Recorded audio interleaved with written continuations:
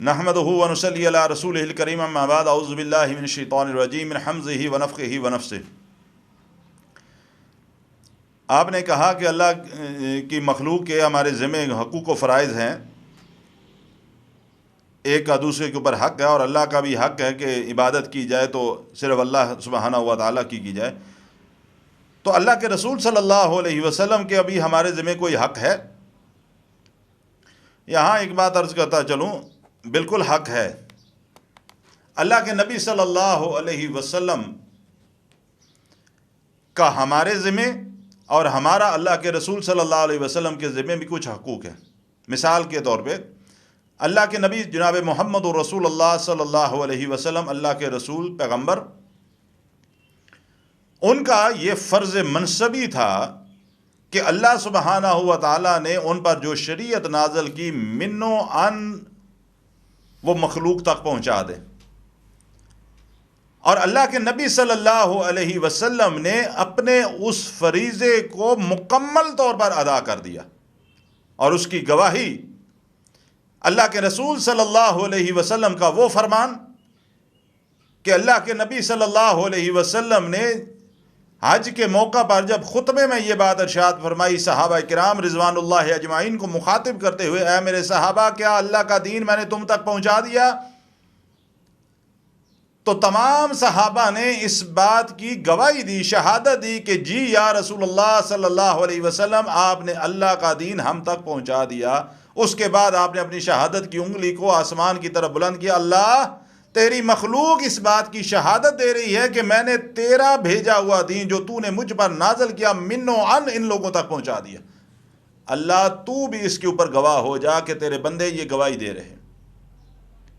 آپ صلی اللہ علیہ وسلم نے اس فریضے کو پوری طریقے سے ادا کر دیا۔ اب ہمارا فریضہ کیا بنتا ہے اور اللہ کے رسول صلی اللہ علیہ وسلم کا حق کیا بنتا ہے؟ سب سے پہلا حق کہ ہم اللہ کے نبی جناب محمد رسول اللہ صلی اللہ علیہ وسلم کی نبوت، آخری نبی ہونے پر ایمان لائیں۔ یہ ایمان رکھنا ہمارے لیے لازم ہے کہ آپ اللہ سبحانہ و تعالیٰ کی طرف سے بھیجے گئے انبیاء میں سے سب سے آخری نبی ہیں، اور قیامت کی دیواروں تک آپ ہی کی شریعت چلے گی، اور قیامت کی دیواروں تک آپ کے بعد کوئی اور نبی پیغمبر رسول نہیں آ سکتا۔ اس بات پر ایمان رکھنا ہم سب مسلمانوں کے لیے لازم ہے۔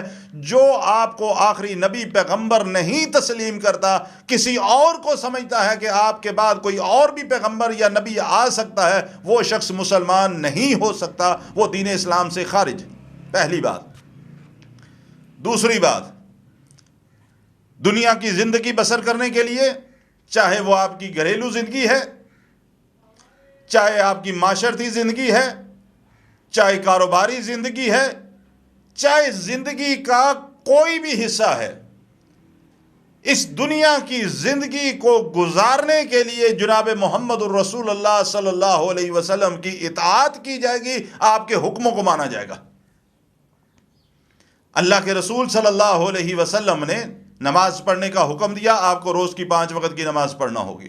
اللہ کے رسول صلی اللہ علیہ وسلم نے رمضان کے روزوں کی فضیلت بتائی، آپ کو چاہیے کہ آپ پوری زندگی کے اندر شرعی عذر کے علاوہ رمضان کے روزے رکھیں گے، یہ بات یاد رکھیں۔ اور رمضان کے روزوں کے حوالے سے ایک بات عرض کرتا ہوں، جو جان بوجھ کر رمضان کا ایک روزہ بھی چھوڑ دیتا ہے، جان بوجھ کر، بیماری کی وجہ سے نہیں، سفر کی وجہ سے نہیں، کسی اور تکلیف کی وجہ، جان بوجھ کے گھر میں بیٹھے ہوئے ہیں، ہٹے کٹے رمضان کے روزے نہیں رکھنے جی، ہم سے نہیں بھوک برداشت ہوتی، جان بوجھ کے ایک روزہ بھی نہیں رکھتا، اللہ کے رسول فرماتے ہیں صلی اللہ علیہ وسلم ساری زندگی اس کی قضائی دیتا رہے، اللہ اس کی قضائی کو قبول نہیں فرماتا۔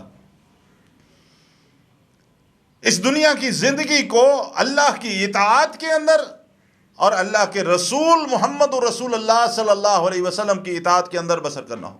تیسری بات، اس دنیا کی زندگی میں جو اعمال کرو گے وہ اعمال کا طریقہ بھی محمد رسول اللہ سے لو گے، اتباع مصطفیٰ بھی کرو گے۔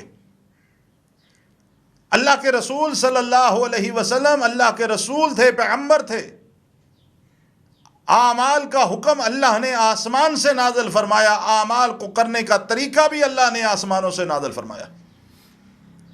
ایک بات سیدھی سی ہے اور سمجھنے کے لائق ہے، چھوٹی سی مثال دے کے بات کو آگے چلاتا ہوں۔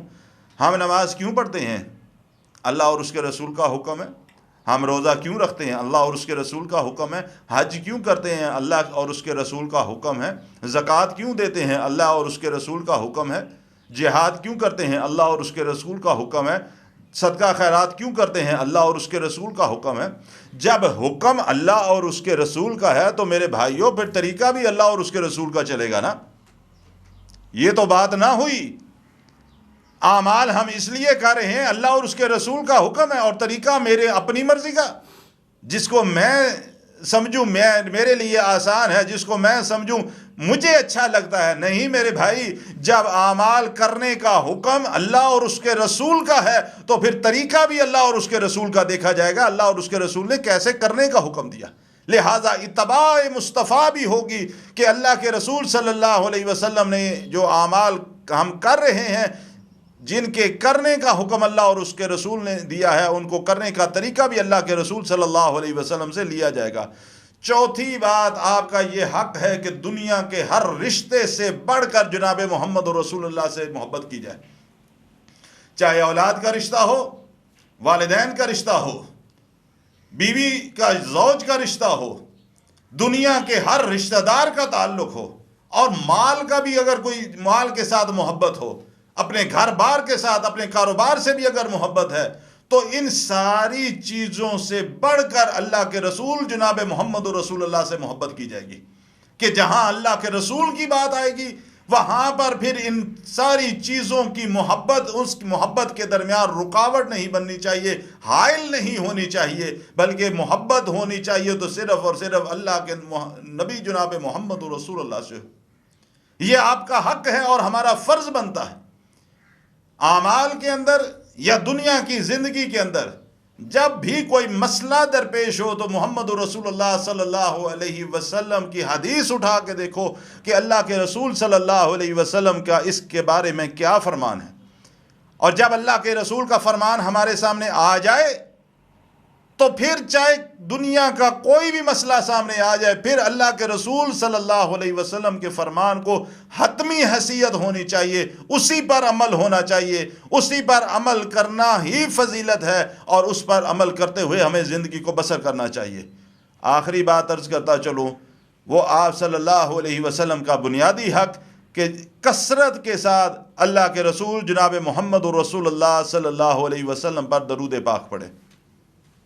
اللہم صلی علی محمد وعلی آل محمد کما صلیت علی ابراہیم وعلی آل ابراہیم انک حمید مجید۔ اللہم بارک علی محمد وعلی آل محمد کما بارکت علی ابراہیم وعلی آل ابراہیم انک حمید مجید۔ اس کے علاوہ یہ سید الدرود یعنی درود ابراہیمی ہے، اس کے علاوہ بھی درود پاک احادیث کے اندر موجود ہیں۔ اللہ کے رسول صلی اللہ علیہ وسلم کے بتائے ہوئے درود پاک کو پڑھیں۔